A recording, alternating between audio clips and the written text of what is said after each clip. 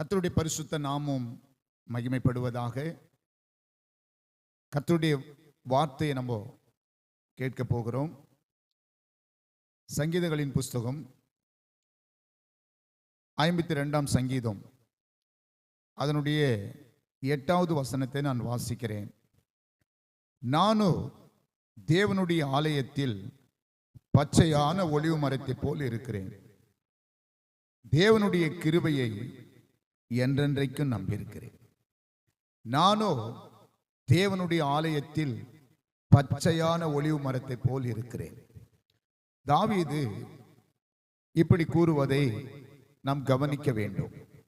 நானோ தேவனுடைய ஆலயத்திலே பச்சையான ஒலிவு மரத்தை போல இருக்கிறேன்.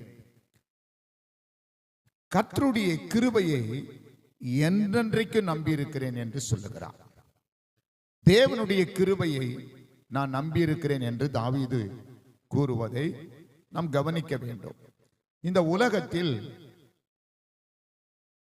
மனிதர்கள் எதையோ நம்பி வாழ்கிறதை நம்ம பார்க்கிறோம். அழிந்து போகக்கூடிய காரியங்களை மேல் அளவில்லாத நம்பிக்கை வைத்து வாழ்வதை பார்க்கிறோம். அழிந்து போகக்கூடிய பொருட்கள் மேல் நம்பிக்கை வைத்து வாழ்வதை பார்க்கிறோம். கடைசியில அது அழிந்து போகும்போது மனிதர்கள் கவலைப்படுவதும் கண்ணீர் வடிப்பதுமாக இருப்பதுதான் மனிதர்களுடைய இயல்பான வாழ்க்கையாக இருக்கிறது. இதை பற்றி நம்ம கொஞ்சம் சிந்திக்க வேண்டும். தாவீது சொல்லுகிறார், நானோ கர்த்தருடைய ஆலயத்தில் பச்சையான ஒலிவு மரத்தை போல் இருக்கிறேன். கர்த்தருடைய கிருபையை என்றென்றைக்கு நான் நம்பி இருக்கிறேன் என்று சொல்லுகிறார். தேவனுடைய கிருபையை நம்பி வாழ்கிற மனிதனுடைய வாழ்க்கை எப்படிப்பட்டதாக இருந்திருக்கிறது என்பதை பரிசுத்த வேதாகமத்தில் நம்ம பார்க்கிற போது அவருடைய கிருபையை நம்பி வாழ்ந்த மனிதர்கள் எந்த இடத்திலும் கைவிடப்பட்டதாக வேதம் சொல்லவில்லை. தேவனால் அவர்கள் மறக்கப்பட்டதில்லை. தேவனால் அவர்கள் கைவிடப்பட்டது இல்லை. தாவீது தன்னுடைய வாழ்க்கையில ஏராளமான பிரச்சனைகளை சந்தித்தார். உலகத்தில் அவர்களுக்கு சத்ரு உண்டாயிருந்தார்கள். அவருக்கு எதிராக சத்ரு இருந்தார்கள். அவருக்கு பல பிரச்சனைகள் இருந்தது. ஆடு மேய்க்க ஆரம்பத்திலிருந்து அவர் அரசனாய் மாறின வரையிலும் அவருடைய வாழ்க்கையில நிறைய பிரச்சனைகள் அவர் சந்தித்தார். ஆனாலும் எல்லா பிரச்சனைகளையும் ஜெயிக்கக்கூடிய பலனை தேவனிடத்திலிருந்து பெற்றுக்கொண்டார். அதனாலதான் அவர் சொல்லுகிறார், தேவனிடத்தில் அவருடைய கிருபையை நான் நம்பி இருக்கிறேன், அவருடைய கிருபையை நம்பி நான் வாழ்கிறேன் என்று சொல்லுகிறார். தேவனுடைய கிருபை ஒரு மனிதனுக்கு எப்படிப்பட்ட வாழ்வை உண்டாக்கி தருகிறது, அவருடைய கிருபை எப்படிப்பட்ட வாழ்வை மனிதனுக்கு கொடுக்கிறது என்பதை ஒவ்வொரு மனிதர்களும் சிந்திக்க வேண்டும். நாம் சிந்திக்கும் போதுதான் எது நமக்கு அவசியமானது என்பதை நாம் உணர்ந்து கொள்ள முடியும். சிந்திக்காமலேயே ஏதோ ஒன்று கிடைக்கிறது, ஏதோ ஒன்று பெற்றுக் கொள்ளுகிறோம், ஏதோ எப்படியோ வாழ்கிறோம் என்று வாழாமல் ஒவ்வொரு நாளும் தன்னுடைய வாழ்க்கையை குறித்து சிந்திக்கிறவர்களா நாம் இருக்க வேண்டும். மரியாளை குறித்து ஒரு வாழ்த்துதல் தேவ தூதன் சொல்லும் பொழுது மரியாள் அதை குறித்து சிந்தித்தாள் என்று லூக்கா 1ஆம் அதிகாரத்தில் வாசிக்கிறோம். பாருங்கள், மரியாள் அதை குறித்து சிந்திக்க ஆரம்பித்தாள். மரியாள் இருந்த வீட்டில் தேவ தூதன் ஒரு நாள் தோன்றி, மரியாள் ஒரு வாலிப பெண், அவள் வீட்டுக்குள்ள திடீரென்று மரியாள் வீட்டுக்குள்ள இருக்கும்போது தேவதூதன் தோன்றி, மரியாளே நீ வாழ்க, ஸ்திரீகளுக்குள்ள நீ ஆசீர்வதிக்கப்பட்டவள், கர்த்தருடைய கிருபை பெற்றவளே நீ வாழ்க என்று சொல்லுகிறார். கர்த்தர் உன்னுடனே கூட இருக்கிறார் என்று சொல்லுகிறார். இந்த வாழ்த்துதல் எப்படிப்பட்டது என்பதை குறித்து அவள் சிந்திக்க ஆரம்பித்தாள். ஒரு வாழ்க்கையில் ஒரு மனிதனுக்கு சிந்தனை இருக்குமானால், சிந்திக்கிறவர்களா இருப்பார்களானால் அவர்களுடைய வாழ்க்கையில எதை குறித்தும் கலங்க மாட்டார்கள், எதை குறித்தும் சோர்ந்து போக மாட்டார்கள். வாழ்க்கையில யாரை பற்றியும் எதை பற்றியும் அவர் கவலைப்பட்டு கொண்டிருக்க மாட்டார்கள். தன்னுடைய வாழ்க்கையில வருகிற எல்லாவற்றையும் எதிர்கொள்ளக்கூடிய ஒரு பலனை பெற்றுக் கொள்ளக்கூடியவர்களாய் இருப்பார்கள். யார்? சிந்திக்கிறவர்கள். சிந்திக்காமல் பேசுவது, சிந்திக்காமல் செயல்படுவது, சிந்திக்காமல் பிறர் செய்வதை குறித்து அப்படியே செய்வது, அது ஒரு நாளில் மனுஷனுக்கு பிரச்சனைகளை உண்டாக்கி விடுகிறதை நம்ம பார்க்கிறோம். பாருங்கள், இந்த மரியாள் சிந்திக்க ஆரம்பித்தால் அந்த கிருபை எப்படிப்பட்டது என்பதை குறித்து தேவ தூதனும் விளக்க ஆரம்பித்தார். மரியாளே, பரிசுத்த ஆவி உன்னிடத்தில் வரும், உன்னிடத்தில் பிறப்பது பரிசுத்தம் உள்ளது, பரிசுத்த ஆவியினாலே நீ கர்ப்பம் தரிக்கப்பட போற, அப்படியெல்லாம் சொல்லும் போது அதையெல்லாம் அவன் சிந்தித்ததுனாலதான் சிறப்பாய் பரிசுத்தமாய் இந்த உலகத்தில் எதை குறித்தும் கவலைப்படாமல்,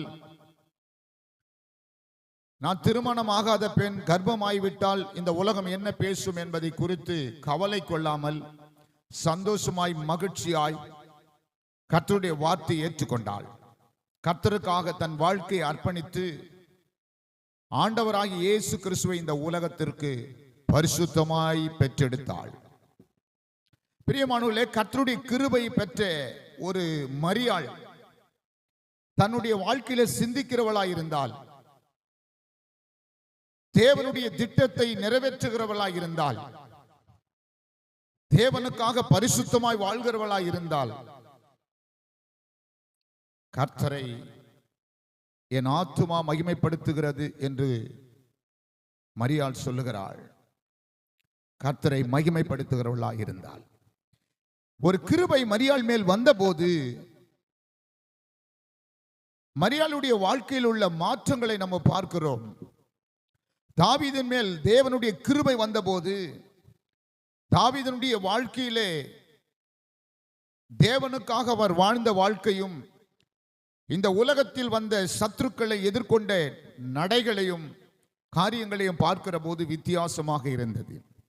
அதனால்தான் தாவீது கர்த்தருடைய கிருபையை கொண்டு கோலியாத்தை ஜெயித்தார், சவுலை ஜெயித்தார். அவர் ராஜ்யத்தில் இருக்கும்போது, இஸ்ரவேலை ஆளும்போது அவருக்கு எதிராக வந்த எல்லா எதிரிகளின் தந்திரங்களை அவர் ஜெயித்தார். அவர் எதை பெரிதாக பேசுகிறார்? தாவீது கர்த்தருடைய கிருபையை பற்றி பேசுகிறார். தேவனுடைய கிருபை அது என்றைக்கும் என்னை விட்டு விலகாது இருக்கும் என்பதை தாவீது உணர்ந்த மனிதன். தாவீது தேவனுடைய கிருபை ஒரு நாளும் என்னை விட்டு விலகாது என்பதை அவன் அறிந்திருந்தான். அதனாலதான் கிருபையை பற்றி அவ்வளவு உறுதியாய் நம்பிக்கையா சொல்லுகிறார். அந்த கிருபை அழியாது, ஒழியாது. அந்த கிருபை என்றென்றைக்கும் நிலைத்திருக்கும். அந்த கிருபை எல்லாவற்றிலும் உதவி செய்யும் என்பதை தாவீது விசுவாசித்து கிருபையே நம்பினான். சில மனிதர்கள் இந்த உலகத்தில் பலவிதமான காரியங்களை நம்புவது உண்டு. உங்களுடைய வாழ்க்கையில கூட சில காரியங்களை நீங்கள் நம்பி ஏமாந்து இருக்கலாம். உங்க வாழ்க்கையில கூட சில மனிதர்களை நம்பி நீங்கள் ஏமாற்றம் அடைந்திருக்கலாம். கவனிங்க, கவனிங்க. உங்க வாழ்க்கையில இது நடந்திருக்கும். இந்த ஆண்டு கடைசியில் நம்ம இருக்கிறோம்.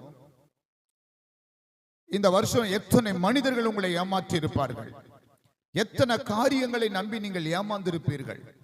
சில பொருட்களை நம்பி, சில பணக்காரர்களை நம்பி, பொருளாதாரத்துக்காக சில மனிதர்களை நம்பி, வேலை ஸ்தலத்தில் சில மனிதர்களை நம்பி நீங்கள் ஏமாந்திருக்கலாம். சில நண்பர்களை நம்பி ஏமாந்திருக்கலாம். சில சகோதரர்கள் சகோதரிகளை நம்பி ஏமாந்திருக்கலாம். சில வாலிப பிள்ளைகள் வாலிப பெண்களை நம்பி ஏமாந்திருக்கலாம். பாருங்கள், இப்படிப்பட்ட நம்பிக்கை இந்த உலகத்தில் மனிதர்களுக்கு ஏமாற்றத்தை கொடுக்கிறது.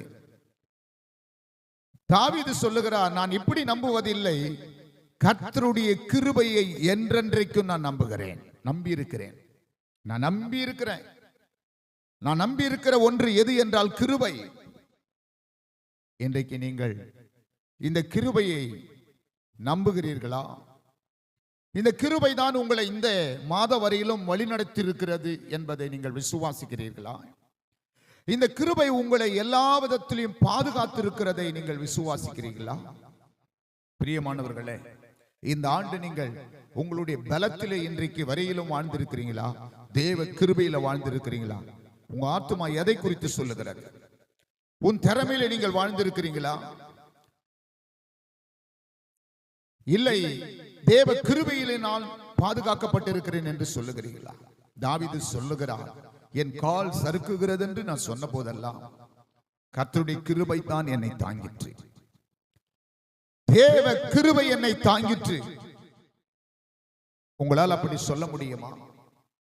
தேவனாகிய கர்த்தர் தான் இந்த வருடம் முழுவதும் உங்களை பாதுகாத்து இந்த நாள் வரையிலும், இந்த நிமிட வரையிலும் கர்த்தர் உங்களை கைவிடாமல் காத்திருக்கிறார். அவருடைய கிருபையை உங்கள் மேல் வைத்து, அவருடைய இரக்கத்தை உங்கள் மேல் வைத்து உங்களை பாதுகாத்திருக்கிறார். விசுவாசிக்கிறீங்களா? நீங்கள் விசுவாசித்தால் தேவனை மகிமைப்படுத்துவீர்கள். தேவன் செய்த எல்லா நன்மைகளுக்கும் நீங்கள் நன்றி சொல்லுகிறவர்களாக இருக்க வேண்டும். ஆமா, கர்த்தர் எனக்கு செய்த எல்லா உபகாரங்களுக்காக நான் என்னத்தை செலுத்துவேன்? ரட்சிப்பின் பாத்திரத்தை எடுத்துக்கொண்டு கர்த்தரை நான் தொழுது கொள்ளுவேன் என்று தாவீது சொல்லுகிறார். பவுல் சொல்லுகிறார், தேவன் அருளிய சொல்லி முடியாத ஈவுகளுக்காக அவருக்கு ஸ்தோத்திரம் என்று சொல்லுகிறார். தேவன் அருளிய சொல்லி முடியாத ஈவு, கிருபை, இரக்கம், அவர் என் மேல் வைத்த அன்பு, என்னை நடத்தின விதங்கள், இதெல்லாம் பார்க்கிற போது சொல்லி முடியாத அந்த ஈவுகளுக்கு ஸ்தோத்திரம். பிரியமானவர்களே, ஆண்டவராகிய இயேசு கிறிஸ்துவின் கிருபை உங்களை இந்த நாள் வரை நடத்திருக்கிறது என்பதை நீங்கள் விசுவாசிக்கிறீங்களா? விசுவாசிக்கிறீங்களா? எல்லா மனிதன் மேலேயும் தேவனுடைய கிருபை இருக்கிறது. கிருபை எல்லா மனிதர்களுக்கும் வாழ்வு கொடுக்க வல்லமை உள்ளதா இருக்கிறது. கிருபை எந்த மனிதனையும் வேறு பிரித்து பார்ப்பது இல்லை. இயேசு கிறிஸ்து 2000 வருடங்களுக்கு முன்பாக கன்னி மரியாள் வயிற்றிலே இந்த உலகத்திற்கு வந்தது எல்லா மனிதனுக்கும் கிருபையை கொடுப்பதற்கு, எல்லா மனிதனுக்கும் கிருபையை கொடுத்து ரட்சிப்பதற்காக வந்திருக்கிறார். அதுதான் எபேசியர் 2:8 பவுல் கூறுகிறார், கிருபையினாலே நீங்கள் விசுவாசத்தை கொண்டு ரட்சிக்கப்பட்டீர்கள்.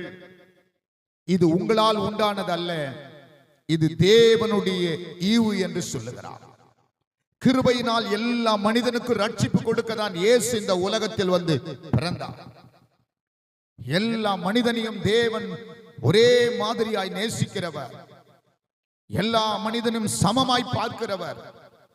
தேவனிடத்தில் பட்சபாதம் இல்லை. தேவன் ஒரு மனிதனையும் புறம்பே தள்ளுவது இல்லை. எப்படிப்பட்ட பாவத்தில் மூழ்கி இருந்தாலும் தேவ கிருபையானது அவனை தூக்கி எடுத்து நல்ல வாழ்வு கொடுக்கிறதாக இருக்கிறது. கிருபை அப்படிப்பட்ட காரியங்களை செய்யும். விசுவாசிக்கிறீங்களா? கிருபையை நம்புகிறீர்களா? எதை நம்பி நீங்கள் ஏமாந்திருக்கிறீங்க? இந்த உலகத்தில் யாரை நம்பி நீங்கள் ஏமாந்து நிற்கிறீர்கள்? இன்றைக்கு கர்த்தர் உங்களை பார்த்து சொல்லுகிறார், என் கிருபை உங்களுக்கு போதும் என்று சொல்லுகிறார். என் கிருபை உங்களுக்கு போதும். பவுலை பார்த்து அதுதான் கூறினார். பவுலுடைய சரீரத்தில் பலவீனமா இருக்கும் போது ஆண்டவரிடத்தில் ஜெபித்த போது ஆண்டவர் சொன்னார், உன் பலவீனத்தில் என் பலன் பூரணமாய் விளங்கும், என் கிருபை உனக்கு போதும் என்று சொன்னார். அதே கிருபையை இன்றைக்கு இந்த வார்த்தை கேட்டுக்கொண்டிருக்கிற உங்களுக்கும் கர்த்தர் கொடுக்க வல்லமுள்ளவராயிருக்கிறார். எத்தனை பேர் ஆண்டவரே உம்முடைய கிருபை எனக்கு வேணும் என்று கேட்கிறீங்க? எத்தனை பேர் ஆண்டவர் உம்முடைய கிருபையில் தான் நான் நிலைநிற்கிறேன் என்று சொல்லுகிறீர்கள்? தேவனுடைய கிருபை எல்லா மனிதனுக்கும் சமமாய் கொடுக்கப்பட்டிருக்கிறது. எந்த மனிதன் ஆண்டவராகிய இயேசு கிறிஸ்துவின் கிருபையை நம்பி விசுவாசித்து அவருடைய அடைக்கலத்துக்குள் வருகிறானோ அந்த மனிதனுக்கு ரட்சிப்பு உண்டாகிறது, மீட்பு உண்டாகிறது. கவனியுங்கள், கிருபை எல்லா மனிதர்களுக்கும் கொடுக்கப்பட்டது. இன்றைக்கு மாத்திரமல்ல, மனிதன் தேவனால் படைக்கப்பட்ட அந்த நாளில் முதல் மனிதனாகிய ஆதாமும் ஏவாளும் பாவம் செய்த பிறகு தேவனுக்கு கீழ்ப்படியாமல் தேவனுடைய நிபந்தனைக்கு உட்பட்டு வாழ முடியாமல் தன் வாழ்க்கையிலே மீறுதலை உண்டாக்கின போது பாவம் எல்லா மனிதனுக்குள்ளும் வந்தது. எல்லா மனிதனுக்குள்ளும் வந்தது. ஆனால் ஆதியாகமம் 6ஆம் அதிகாரத்தில் வாசிக்கிறோம், நோவாவுக்கோ 8வது வசனம் சொல்லுகிற, நோவாவுக்கோ கர்த்தருடைய கண்களில் கிருபை கிடைத்தது என்று. ஏன் நோவாவுக்கு மாத்திரம் கிருபை கிடைக்க வேண்டும்?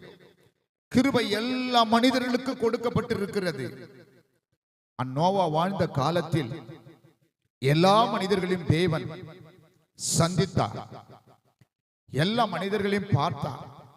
எல்லா மனிதர்களுடைய வாழ்க்கையும் கிருபையை தள்ளிவிடுகிறவர்களாக இருந்தார்கள். கிருபை தங்களுக்கு கிடைத்த நோவாவுக்கு கிடைத்தது போல எல்லாருக்குமே அந்த கிருபை கிடைத்தது. ஆனால் அந்த கிருபையை தள்ளிவிட்டார்கள். கிருபையை போக்கடிக்கிறார்கள் என்று யோனா தீர்க்கதரிசனம் புஸ்தகத்தில் நம்ம வாசிக்கிறோம். யோனா தீர்க்கதரிசி இப்படி சொல்லுகிறார், பாருங்கள், நான் வாசிக்கிறேன். யோனா 2ஆம் அதிகாரம் அதனுடைய 8வது வசனத்தை வாசிக்கிறேன். பொய்யான மாயையை பற்றி கொள்ளுகிறவர்கள் தங்களுக்கு வரும் கிருபையை போக்கடிக்கிறார்கள். எல்லா மனிதனுக்கும் கிருபை கொடுக்கப்பட்டிருக்கிறது. எல்லா மனிதனுக்கும் கிருபை இந்த உலகத்தில் தேவனுடைய கண்களில் உண்டாயிருக்கிறது. ஆனால் சில மனிதர்கள் அந்த கிருபையை போக்கடிக்கிறார்கள். எப்படி போக்கடிக்கிறார்களா? மாயானதை, பொய்யானதை பற்றி கொண்டு, பொய்யான மாயை பற்றி கொண்டு ஏமாற்றுகிற, கைவிடுகிற, வஞ்சிக்கிற அந்த மாயானங்களை பற்றி கொண்டு அந்த வாழ்க்கையில சந்தோஷம் அடைவதற்காக நித்திய கிருபையை போக்கடித்து விடுகிறார்கள். இந்த யோனா தீர்க்கதரிசி தன்னுடைய வாழ்க்கையின் அனுபவத்துல இப்படி சில காரியங்களை அவன் கண்டுதான் சொல்லுகிறார். இந்த உலகமோ தேவனுடைய கிருபையை போக்கடிக்கிறது என்று கூறுகிறார். கவனிங்கள், யோனா தீர்க்கதரிசியை தேவன் தெரிந்து கொண்டு தீர்க்கதரிசன அபிஷேகத்தை கொடுத்து நினைவே பட்டணத்திற்கு அந்த ஜனங்களுக்கு ஒரு எச்சரிப்பை கொடுக்கும்படியாக, நினைவே பட்டணத்தின் ஜனங்களுக்கு ஒரு விடுதலை கொடுக்கும்படியாக, அவர்கள் பொல்லாத வழிகளில் இருக்கிறார்கள், அவர்கள் தேவனுடைய கிருபையை விட்டுவிட்டு பொய்யான மாயை பற்றி கொண்டு வாழ்கிறார்கள், அவர்கள் மனம் திரும்ப வேண்டும், இல்லாவிட்டால் 40 நாளில் அந்த பட்டணம் கவிழ்க்கப்படும் என்று சொல்லி ஒரு எச்சரிப்பை உண்டாக்கும்படியாய் தேவன் யோனாவை அனுப்பினார். யோனாய் அந்த பட்டணத்திற்கு போவதற்கு பதிலாக கப்பல் ஏறி தர்சுக்கு போய்விட்டார். அந்த கப்பலில் நடு கடலில் கவிழ்ந்து போகத்தக்கதாக சீற்றங்களை கர்த்தர் உண்டாக்கினார். யோனாவினுடைய அந்த வழிமாறுதல் கப்பல் தடுமாற்றமானது. இன்றைக்கு நிறைய குடும்பங்கள் தடுமாற்றம் ஆவதற்கு காரணம், குடும்பம் என்கிற வாழ்க்கை என்கிற கப்பல் தடுமாற்றம் ஆவதற்கு காரணம், போக வேண்டியபடி பயணிப்பது இல்லை, நடக்க வேண்டியபடி நடப்பதில்லை. தேவையில்லாத பயணங்களில் தேவனுடைய சித்தத்தின்படி நடக்காமல் மனம் போல வாழ வேண்டும், தன்னுடைய விருப்பங்களை தன்னுடைய வாழ்க்கையிலே சுயமாய் முடிவெடுத்து செய்ய வேண்டும் என்று சுய முடிவை எடுத்துக்கொண்டு யோனாவை போல தேவனுடைய முடிவை ஒரு பக்கம் வைத்துவிட்டு, தேவனுடைய சித்தத்தை ஒரு பக்கம் வைத்துவிட்டு தன் சுயமான முடிவிலே போகும்போது அந்த கப்பல் ஆடுகிறது. இன்றைக்கு நிறைய குடும்பங்களும் அப்படிதான். தேவ சித்தத்தின்படி செய்யும் போது அவருடைய கிருபை அளவில்லாமல் உங்களை பாதுகாக்கும், நடத்தும். தேவ சித்தத்தின்படி நடப்பதற்கு மாறாக, நான் சம்பாதிக்கிறேன், என் இஷ்டமா நான் போவேன், என் பணம் என் இஷ்டமா நான் செலவு பண்ணுவேன், நான் என் மன விருப்பத்தின்படி செய்வேன் என்று வழிமாறி போகும்போது, செய்யும் போது குடும்பம் என்கிற கப்பல் தடுமாற்றம் உண்டாகிறது உலகத்தில். இன்றைக்கு நிறைய குடும்பங்கள் தடுமாற்றம் ஆவதற்கு காரணம் சுய முடிவுகளே. இந்த சுய முடிவு எடுக்கிறவர்கள் கிருபையை போக்கடித்து விடுவார்கள். சுய முடிவு எடுக்கிறவர்கள் எல்லாம் சுயமாய் தேவனை விட்டு சுயமான முடிவு எடுக்கிறவர்கள் எல்லாம் மாயானதை பற்றி கொள்ளுகிறவர்கள் என்று வேதம் சொல்லுகிறார். கவனியுங்கள், இந்த யோனாவும் அப்படிதான் சுயமாய் முடிவெடுத்து தர்சீவுக்கு போக நினைத்தான். கப்பல் ஆடினது. கப்பலில் இருந்து அவனை தூக்கி கீழே போட்டார்கள் கடல்ல. அப்பொழுதுதான் அவன் ஜெபிக்கிறான். அப்பொழுது விண்ணப்பம் பண்ணுகிறான், ஆண்டவரே, உம்முடைய பரிசுத்த ஆலயத்தில் உம்மிடத்தில் வந்து சேர்ந்து அப்பா, பொய்யான மாயை பற்றி கொள்ளுகிறவர்கள் தங்களுக்கு வருகிற கிருபையை போக்கடிக்கிறார்கள். நானும் வேணில் துதியின் சத்தத்தோடு உமக்கு பலியிடுவேன். எப்ப சொல்றாரு? கடல்ல இருக்கும் போது ஒரு ஜெபம், விண்ணப்பம். கடல்ல தூக்கி போட்ட போது சாக போகிற நிலைமையில அப்பொழுது யோனா ஒரு ஜெபத்தை பண்ணுகிறார். தேவன் பக்கமாக திரும்புகிறார். திரும்பின போது ஆண்டவர் இரக்கமுள்ளவர். அவர் பக்கம் எப்பொழுது திரும்பினாலும் அவர் உங்களுக்கு இரக்கம் செய்வார். இப்பொழுதே இந்த நிமிஷமே நீங்கள் கர்த்தர் பக்கம் திரும்புவீர்களானாலும் கூட ஆண்டவர் உங்களுக்கு இரக்கம் செய்ய உண்மையுள்ளவராயிருக்கிறார். இதுவரை நீங்கள் வழிமாறி போயிருக்கலாம். இதுவரையும் போகக்கூடாத பாதையில போயிருக்கலாம். இன்றைக்கு யோனாவை போல ஆண்டவரே என்று நீங்கள் கூப்பிடுவீர்களானால், மனம் கசந்து மனம் வருந்தி தேவனிடத்தில் விண்ணப்பம் பண்ணுவீர்களானால் அவருடைய கிருபை இன்றைக்கும் உங்களை பாதுகாக்கும். விசுவாசிக்கிறீங்களா? இன்றைக்கும் உங்களை பாதுகாக்கும். பிரியமானவர்களே, இன்றைக்கும் உங்களை பாதுகாக்கும். இந்த யோனாவுக்கு தேவன் ஒரு மீனை ஆயத்தப்படுத்தி வைத்து அனுப்பி யோனாவை காப்பாற்றினார். நினைவு பட்டணத்துக்கு அனுப்பினார். அங்குள்ள ஜனங்கள் எல்லாம் யோனா பிரசங்கித்த போது ஆண்டவருடைய வார்த்தைக்கு கீழ்ப்படிந்து பயந்து தேவனிடத்தில் இரக்கம் பெற, தேவனிடத்தில் கிருபை பெற அவருடைய சமூகத்தில் உபவாசித்து காத்திருந்தார்கள். ஆண்டவரும் இரக்கம் செய்தார். ஆண்டவர் இரக்கம் செய்தார். அப்போ இந்த யோனா தீர்க்கதரிசன காலம் என்ன காலம்? நியாயபரமான காலம்தான். நோவா வாழ்ந்த காலம் மாறிதான். நோவாவின் காலத்துக்கு முன்பு நோவாவின் காலத்தில் நியாயபிரமாணம் இல்லை. ஆனால் மோசேயின் மூலமா இஸ்ரவேல் ஜனங்களுக்கு நியாயபிரமாணம் கொடுக்கப்பட்டது. ஒரு நியாயபிரமாண காலத்தில் கிருபை வெளிப்படுமானால், இன்றைக்கு கிருபையின் காலத்தில் இருக்கிற நீங்கள் கிருபையை நம்பாமல் வாழ்வது பரிதாபமான நிலைமை. தேவ கிருபையை நம்பி வாழ்கிற மக்கள் என்றென்றைக்கும் பாதுகாக்கப்படுவார்கள் என்று வேதம் கூறுகிறது. பாருங்கள், நோவாவுக்கோ கர்த்தருடைய கண்களில் கிருபை கிடைத்தது என்று வேதம் கூறுகிறது. அப்படியானால் நோவாவின் காலத்தில் வாழ்ந்த ஜனங்களை தேவன் அழித்துவிட நினைத்தாரா? அவர்கள் எல்லாம் தள்ளிவிட நினைத்தாரா? இல்ல. நோவாவின் காலத்தில் எல்லா மனிதனுக்கும் தேவன் கிருபை கொடுத்திருந்தார்.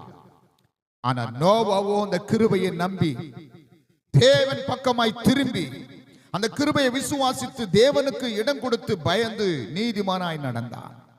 மற்ற மக்களோ உலகத்தில் தங்களுக்கு கொடுக்கப்பட்ட அந்த கிருபைகளை போக்கடிக்கிற விதமாக மாயான காரியங்களை பற்றி கொண்டு அவர்கள் வாழ்ந்தார்கள். உலக மாயிலே அவர்கள் வாழ்ந்தார்கள். தன் இருதயத்தின் நினைவெல்லாம் நித்தமும் பொல்லாததா இருக்கிறதை தேவன் கண்டார் என்று வேதம் கூறுகிறது. அப்படியானால் அந்த நோவாவுக்கு கர்த்தருடைய கிருபை கிடைச்சது போல எல்லா மனிதர்களுக்கும் கர்த்தர் கிருபை கொடுத்தார். அவர்களோ யோனா சொல்லுகிறது போல பொய்யான மாயை பற்றி கொண்டு வாழ்கிறவர்களாக இருந்தார்கள். அதனால் கிருபையை போக்கடித்து விட்டார்கள். கிருபையை மனிதன் போக்கடிக்கிறார். தேவனுடைய இரக்கத்தை மனிதர்கள் தள்ளிவிடுகிறவர்களாய் இருப்பதனால் இன்றைக்கு மனிதனுடைய வாழ்க்கையில மிகப்பெரிய போராட்டத்திற்கு மனிதன் தள்ளப்படுகிறான் என்பதுதான் உண்மை. மிகப்பெரிய போராட்டத்துக்குள் மனிதன் பிரவேசிக்கிறான் என்பதுதான் உண்மை. பிரியமானவர்களே, கிருபையை நம்புங்கள். நோவா அந்த கிருபையை நம்பி தேவன் மீது நம்பிக்கை வைத்து நீதிமானாய் வாழ்ந்தான். நீதிமானாய் ஆண்டவர் அவனை கண்டார், பேழையை செய்தான். அந்த நாட்களில் அழிவிலிருந்து நோவாவை கர்த்தர் காப்பாற்றினார். கிருபை அவனை பாதுகாத்தது. ஒரு மனிதனை பாவத்திலிருந்து கிருபை தூக்கி எடுப்பது மாத்திரமல்ல, என்றென்றைக்கும் அந்த மனிதனை பாதுகாப்பது என்பதுதான் உண்மை. இதை தாவீது நன்கு அறிந்திருந்தான். அதனால்தான் அவர் சொல்லுகிறார், நானோ பச்சையான ஒலிவு மரத்தை போல தேவாலயத்தில் இருப்பேன்.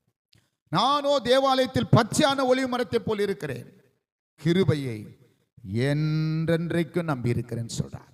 என்ன வார்த்தை! என்றென்றைக்கும், வாழ்நாள் முழுவதும் கிருபையை நம்பி இருக்கிறேன். தாவீதுக்கு அருளின அதே கிருபையை, நித்திய கிருபையை உங்களுக்கு நிச்சயமாய் அருள செய்வேன் என்று ஏசாயா தீர்க்கதரிசி மூலமாய் தேவன் தம்முடைய ஜனங்களுக்கு உரைத்தார். இன்றைக்கும் ஆண்டவர் உங்களை பார்த்து சொல்லுகிறார், இதுவரை நீங்கள் நிற்பதும் நிர்மூலமாகாமல் இருப்பதும் கர்த்தருடைய கிருபை. விசுவாசிக்கிறீங்களா? புலம்பல் 3ஆம் அதிகாரத்தில் அதுதான் நம்ம வாசிக்கிறோம். நான் நிற்பதும் நிர்மூலமாகாமல் இருப்பதும் அவருடைய கிருபையே என்று வேதம் சொல்லுகிறது. ஆமா, அவருடைய கிருபையே. எத்தனை பேர் விசுவாசிக்கிறீங்க?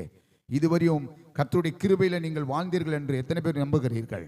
3ஆம் அதிகாரம் சொல்லுகிறது, 22வது வசனம் புலம்பல், நான் வாசிக்கிறேன். நாம் நிர்மூலமாகாமல் இருக்கிறது கர்த்தருடைய கிருபையே, அவருடைய இரக்கங்களுக்கு முடிவே இல்லை. அவருடைய இரக்கங்களுக்கு முடிவே இல்லை.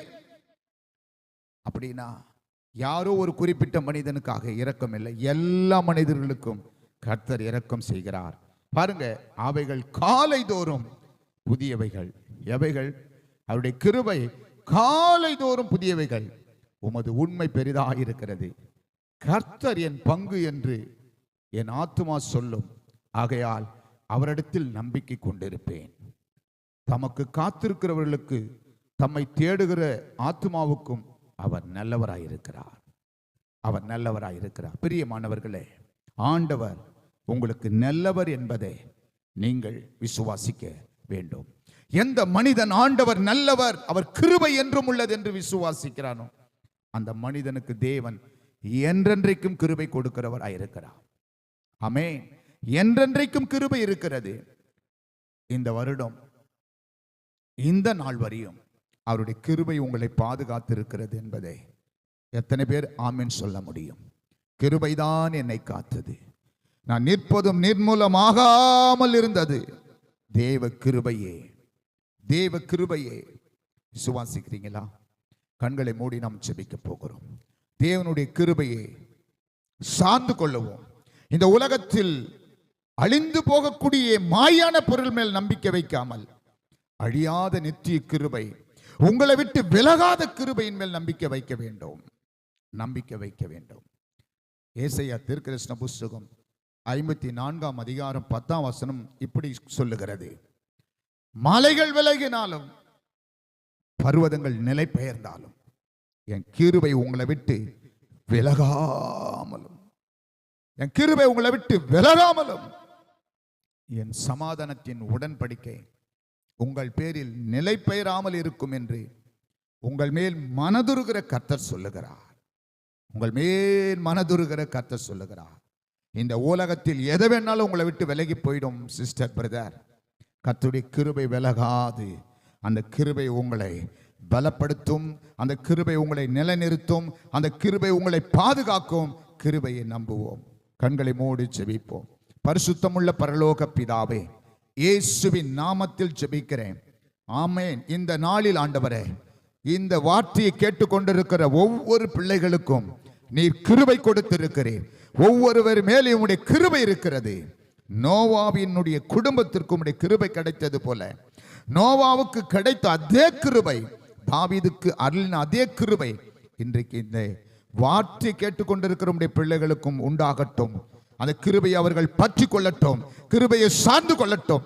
இப்பொழுது கிருபையில் அவர்கள் பலப்படட்டும். ஆசீர்வதிப்பீராக. நீர் அப்படி செய்கிறதற்காக ஸ்தோத்திரம். இயேசுவின் நாமத்தில் ஜெபிக்கிறேன் நல்ல பிதாவே. ஆமென். ஆமென்.